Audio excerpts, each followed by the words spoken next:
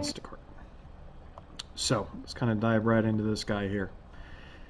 Instacart, if you're not aware of what they do, they are a grocery providing service that allows customers to go online, shop for their groceries, and a Instacart shopper delivers it to their home. Now, there's two types of Instacart shoppers. There's a full service, there's an in-store shopper. The difference is the full service guy does everything. The in-store shopper, of course, does the in-store stuff. They bag it. All the delivery driver has to do is go in, pick it up, deliver it to the customer. There is a pay difference between the two. I can say I have done 1 day worth of shopping in a city that actually had that. And I can say that there was a price difference between the two, but again, you're not doing all of the work. And again, I'm not going to get into in this video the price changes and the paid changes that Instacart has done recently. I'm just going to give you my opinion and what I've seen. I was not with Instacart before they implemented those changes in the region that I'm in, so I can't give you my feedback as to what the pay difference is, what I've seen. So if you're looking for that, you're on the wrong video. Now, as a brand new Instacart shopper, here's what you're going to need to do. Go to the website, scroll to the bottom, click on Become a Shopper, sign up to become a shopper. You'll have to do a background check. We'll do an MVR. Once you pass all of that, then they will send you a debit card in the mail along with a Instacart bag. Once you get all of that stuff in the mail, what will happen is you will have to go into your app and activate your debit card. Once you activate your debit card, then you'll be able to schedule yourself for hours. So before then, even though you'll have access to the app, you won't be able to do anything. Once you get all that stuff set up, you want to schedule yourself for hours. Now, new person, brand new to the platform, you'll have early access status for the first 3 weeks. For the first 3 weeks, that early access status allows you to go onto the app at 9 o'clock in the morning, schedule your time, so that way you can book yourself out for the following week. Not the week that you're in, but the following week. So be mindful to know that right out of the gate, you may get very limited hours for the first week that you're doing this. So say you sign up on a Monday, get your debit card on a Wednesday, you may not get much for really the first couple of weeks. Does it suck? Yeah, it does. We'll talk about that some more later. Once you get some hours, so say you get 3 hours on a Saturday, what you want to do is make sure that first off you're within the zone that you have selected. So for example, say you're in Atlanta, and in Atlanta it has many different zones around the Atlanta region. If you live in downtown Atlanta and you selected Marietta zone, you can't be in downtown Atlanta and be able to get anything from Marietta. You have to be in the Marietta zone. So if that means that you have to drive to the Marietta zone and park somewhere and wait for batches to come in, then that's what you're going to have to do. Instacart will send you messages if you are scheduled to be in a certain zone by a certain time, and they, again, by GPS don't see that you're in that zone. They will send you messages. You have essentially 30 minutes from the time you start to be in that zone and for the app to be registering that you are within that zone for you to receive any kind of batches.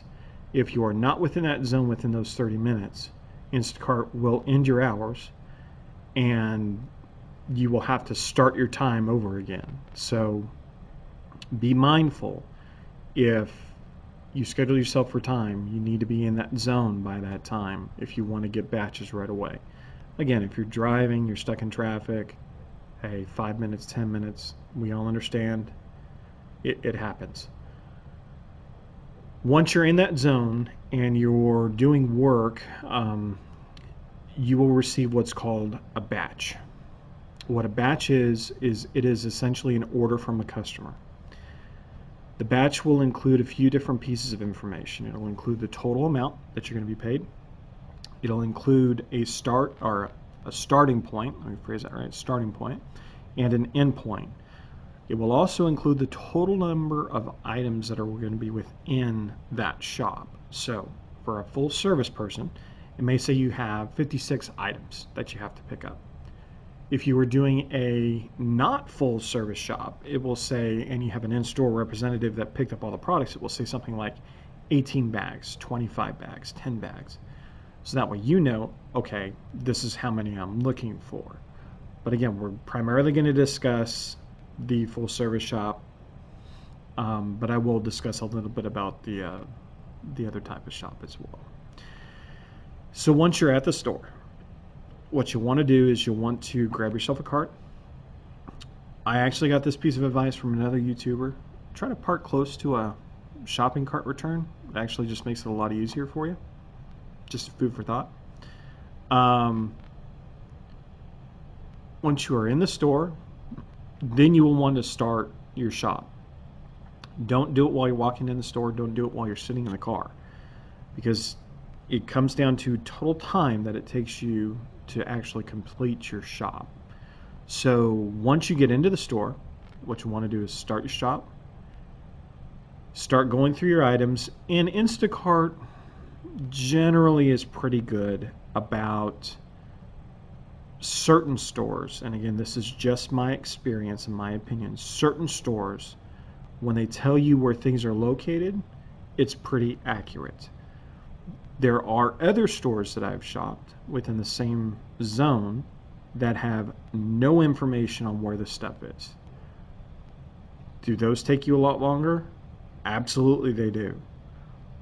Is it a pain in the butt and I wish Instacart would fix it? Yeah, absolutely, I wish they would. Are they going to? Probably not. But wishful thinking, maybe one day they'll fix it all. So for example, we'll take Publix. Publix is one of the primary stores that is down here in my area. So what you'll do is you'll arrive at a Publix. It'll give you the different aisles that different things are on. Again, took this from another YouTuber. Your best bet is, a lot of the time, especially if the store is busy, is to not try to push your cart around everywhere. Place your cart out of the way, walk the aisle, grab your items. And again, I understand sometimes you've got a bunch of items on the same aisle. I experienced that this last weekend myself. Sometimes it's not always feasible to do that, but place it in an area where you're able to go grab your items, scan them, put them back into your cart, move on down the aisle. Centralize yourself so that way you can burn through it quickly. Then when you finish with that aisle, look left, look right, figure out which way is easier for you to get out of that aisle, will help you be faster through the store. So again, trying to be as efficient as you possibly can through this process is going to be key, and I will explain why later on. Once you get through doing the entire shop, and again, be very, very careful about what you're picking up, because certain items may look similar to other items, but what's nice is when you scan it with the app will tell you if it's the right one or not. So, for example, Campbell's soup. You may have 3 or 4 different types of chicken noodle soup, clam chowder, cream of chicken, whatever. You can have the original, you can have low sodium, you can have organic, you can have who knows what else they're going to develop. Those different versions have different barcodes, so when you scan it, it's going to tell you that's the wrong one. You picked up this other version. They want this one. Check what you're grabbing. Now, if you have multiples of that product, you can scan the first one and it'd be right.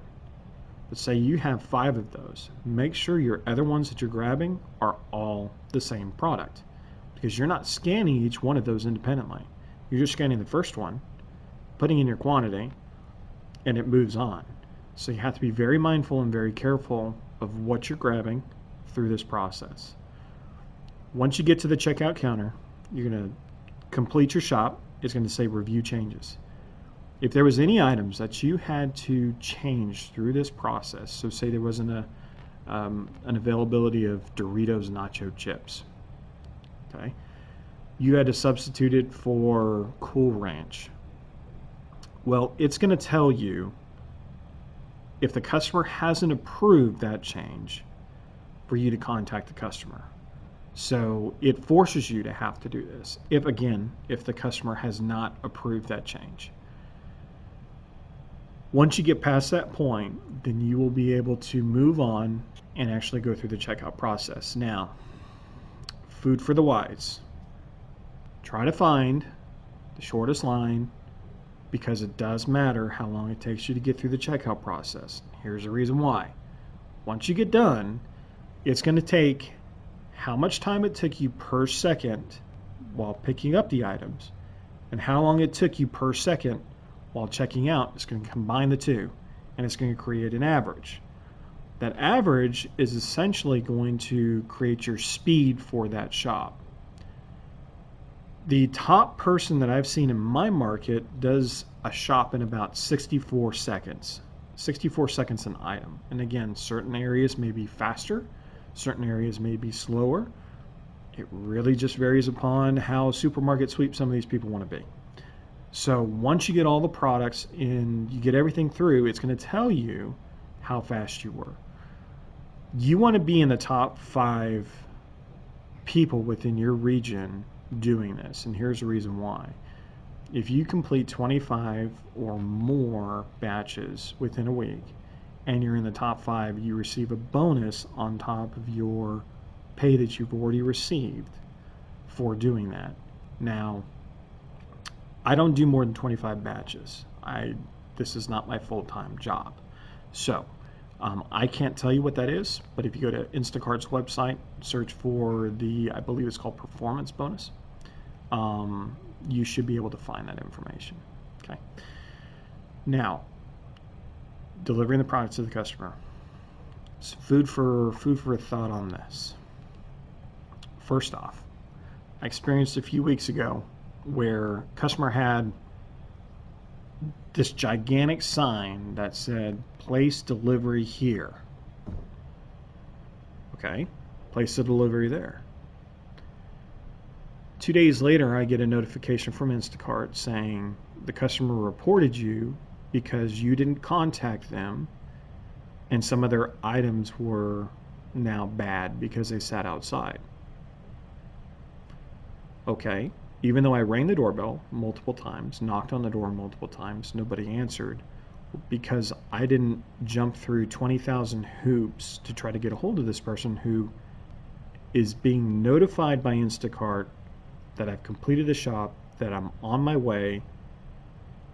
They didn't answer the door, so I got reprimanded for it.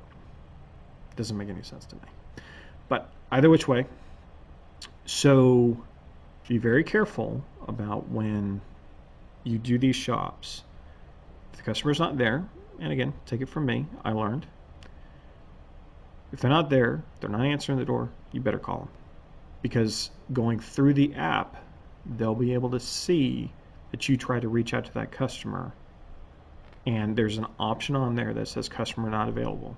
You want to select that. So once you select that, you'll be able to contact and reach out to support to be able to resolve this issue. Now, once you're done with that, you'll swipe to complete the delivery, and that's it. You're done. It's that simple. Now, talking about money, because I know everybody's essentially doing this to make money. Here's what we're going to do. We're going to dive into the last 5 weeks worth of shops that I've done. Again, I have not been doing this very long, so I'm just going to give you an idea of what I have made here. Okay, so here's what we're going to do. We're going to dive into the last few weeks of me doing this. So here we go. The first one is actually this week. So Monday, December 31st, I worked for essentially 7 hours. I was online. I was active for 3 hours and 2 minutes. Made a total of $61.94. And if I remember correctly, this was a total of 5 batches that I did. So again, if you take the total online time, it's not that good. But if you take the total active time, which is the time that you're spending from the point that you accept that order to the time that you end that order, that's your active time. So if you do that, it's not terribly bad. Now, for the people that live within the zone that they're working, it makes a lot of sense for them to not sit and idle their cars and spend money in fuel and maintenance and everything else that comes with sitting there and just letting your car run while you're sitting in a parking lot. So for them, it probably is more cost effective and they make more money in the long run as a whole than for somebody that has to drive to that zone to be able to pick up the batches that they want. So again, keep it in mind when you're scheduling yourself to hopefully not try to overextend yourself too much. But again, that's for just this week alone, and we're Wednesday at this point. Now let's look at last week. So this is going to be an example of a week that you have to take the good with the bad. So you can see I made a total of $84.09, working an active 4 hours and 19 minutes with an online time of 12 hours and 28 minutes. Now, that includes essentially, if you think about it, that's 8 hours of me not doing anything. And 5 of those hours alone were on Sunday. So you see here my daily earnings, there's nothing there. That's because I got nothing. So I made no money that day. And, was it depressing? Yeah. But at the same time, you have to take the good with the bad. If you divide the active hours into 8409, it's not bad. If you do the online time, that's pretty terrible. So again, that was just last week. Now, what I'm going to show you here is the best week that I had. And this is for one day, December the 16th. $158.99. It's 7 batches. You can see the total delivery earnings, quality bonus, and tip amount. So this was essentially a pretty decent day.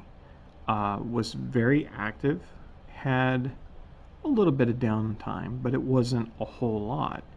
So it made it very, I can just essentially say that it was a nice day because it went by very fast.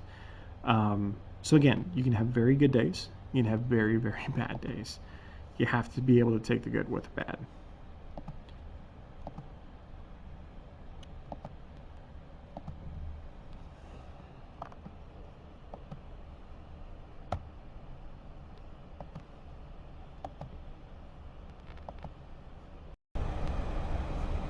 Okay, so wrapping this up here real quick. Is Instacart a good company to work for? I would say that that's all relative. It's all relative to your opinion. Take it or leave it. What my goal here was to do, essentially, was to show people, first off, how this works, and secondly, the good with the bad. We're all here to make money. We know that. That's why we do these things. Would I make this a full-time job? Probably not. Not within the zones that I live around. I wouldn't do it. If I lived in a larger city that I knew that was busier, that I knew that I could make the money, could you make this a full-time job? If it supports you enough, sure, you might be able to. For me, myself, no, absolutely I could not. This is a job primarily for somebody that's looking for the weekend work, that's looking for, stay-at-home mom that, just wants something to do a couple days out of the week, get out of the house. Perfect job for them. Because again, they can schedule their time, which then essentially means that they can schedule people in that they need, to watch their kids, etc., if they need that. This is a perfect job for those types of people. For other types of gigs, I think would be better suited if you're looking for a full-time job than this. Again, Instacart has made recent changes to their pay structures. I really don't want to talk about that because I wasn't with Instacart before this all changed. The only opinion that I can give you is what I am seeing now going forward. So Again, as I said before, you have to be able to take the good with bad days. Making sure that you're close to your zone. Hopefully you're able to pick a zone that's close to you, that you're able to work within, that you don't have to leave your home. That would be ideal. And just making sure that you're keeping up with that speed within the store, because that really does matter. And yeah, any questions, please comment below, like, subscribe, and I'll talk to you next time.